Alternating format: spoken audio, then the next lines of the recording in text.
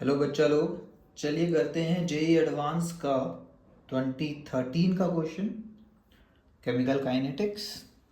इसमें भी जो सारे इन्फॉर्मेशन यूज़ है वो पुराना ही है।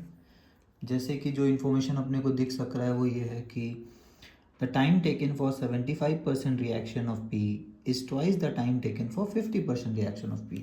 उसका मतलब क्या होता है कि पहले अगर 100 मॉलिक्यूल थे पी के, फिर 50 होने में, सपोज 100 से 50 होने में टाइम लगा 10 सेकेंड। ठीक है, तो बोल रहा है कि 100 से 25 होने में, मतलब 75% ऑफ द रिएक्शन हो गया। कितना टाइम लगा? Twice the time taken for 50%, मतलब 20 सेकेंड लगा होगा, है ना। यहाँ x तो यहाँ 2x। इसका मतलब क्या हुआ, हमें इसका जर्नी तो पता था, 100 से 50 में 10 लगा था।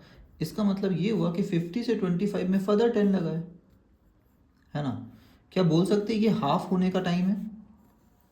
50 से 25 जाना भी आधा होना, 100 से 50 जाना भी आधा होना। तो एक्चुअली में ये देखिए, हर बार आधा होने का टाइम सेम है, मतलब टी हाफ कांस्टेंट है इरिस्पेक्टिव ऑफ ये कंसंट्रेशन है। इस कंसंट्रेशन से मतलब टी हाफ को कोई लेना देना नहीं है। हर बार आधा होने का टाइम 10 सेकेंड है।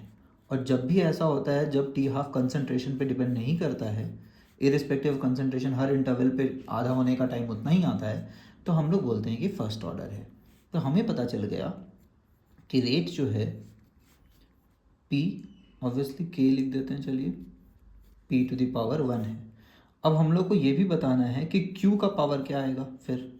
तो q के बारे में अलग इन्फॉर्मेशन दे रखा है। The concentration of q varies with reaction time as shown in figure. अब देखिए स्ट्रेट लाइन आया है। अब सही से बताइए, जीरो ऑर्डर का फॉर्मूला पता है अपने को, इंटीग्रेटेड रेट लो, उसी से हम लोग ये बना सकते हैं ग्राफ, बड़ा माइनस छोटा इक्वल टू के टी। ये हमारा कंसंट्रेशन होता है, ठीक है। तो ये तो फिक्स होता है। तो इसको अगर हम थोड़ा सा मेहनत करें तो हमें पता चलेगा आर एक तरफ, तो वाई में कंसंट्रेशन लेना है जो फिक्स नहीं हो, ये तो फिक्स वाला इनिशियल वाला, तो आएगा minus K T plus R naught is equal to R. ये हो गया y, ये हो गया mx और ये हो गया c। देखिए ऐसा ही दिख रहा है कि r की जगह बस यहाँ q है, दिख रहा है q equal to Q naught minus K T. तो स्लोप डिक्रीजिंग होता है क्या? डिक्रीजिंग। क्या ये स्ट्रेट लाइन दिख रहा है, mx plus C, Y equal to M X plus सी।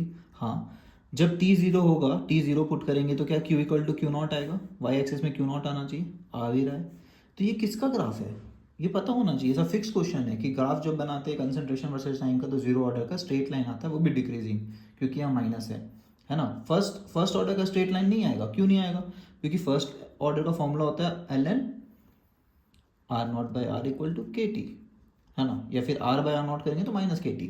तो ये एल एन का ग्राफ है। एल एन का ग्राफ स्ट्रेट लाइन कैसे आ जाएगा, है ना। सिर्फ कंसंट्रेशन और टाइम बनाएंगे तो एल एन आर बनाए तो भले स्ट्रेट आ सकता है, ठीक है। आर वर्सेस टी तो कभी स्ट्रेट आ ही नहीं सकता, इतना ज़बरदस्त रिलेशन दिख रहा है। एल एन तो पूरा ही चेंज कर देता है वैल्यू को। तो मतलब क्यू का क्या आया, क्यू के रिस्पेक्ट में क्या आया, ये किसका ग्राफ है, जीरो ऑर्डर का, ठीक है। तो 0 1 2 इतना तक का ग्राफ और इतना तक का नेचर ऑफ इक्वेशन अपने को पता होना चाहिए। तो ये ज़ीरो हो गया। हम लोग से पूछा गया ओवरऑल ऑर्डर क्या है, तो भैया पी के रिस्पेक्ट में कितना है, क्यू के रिस्पेक्ट में कितना है, ये होता है ओवरऑल ऑर्डर। तो टोटल हो गया 0 + 1 इजिकल टू 1, ठीक है। समझ आ गया। तो ऐसा और भी क्वेश्चंस पहले भी हम लोग किए हैं, जिसमें दो रिएक्टेंट है, एक रिएक्टेंट के बारे में एक अलग स्टेटमेंट देता है, सेकंड रिएक्टेंट के बारे में अलग स्टेटमेंट देता है, बट वो स्टेटमेंट से अपने को ऑर्डर पता चलता है। इस क्वेश्चन का भी वही पैटर्न है, स्टेटमेंट से अपने को ऑर्डर पता चल रहा है, ठीक है। होपफुली समझ आया होगा। चलिए, bye everybody, thanks for watching.